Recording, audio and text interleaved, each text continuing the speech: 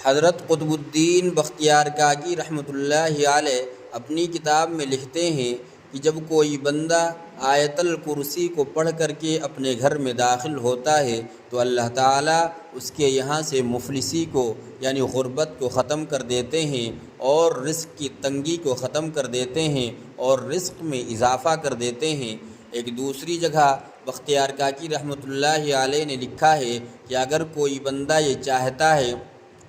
कि उसके ओहदे में इजाफ़ा हो और तनख्वाह में इजाफ़ा हो तो चाहिए कि जुमा के दिन असर की नमाज के बाद आयतल कुर्सी को 313 मरतबा पढ़े और फिर अल्लाह ताला से दुआ करे तो इंशाअल्लाह जल्द अज जल्द उसके ओहदे में इजाफ़ा होगा और तनख्वाह में इजाफ़ा होगा। अगर जल्दी चाहता है तो दूसरे जुमा को भी यही काम करे और तीसरे जुमा को भी यही काम करे।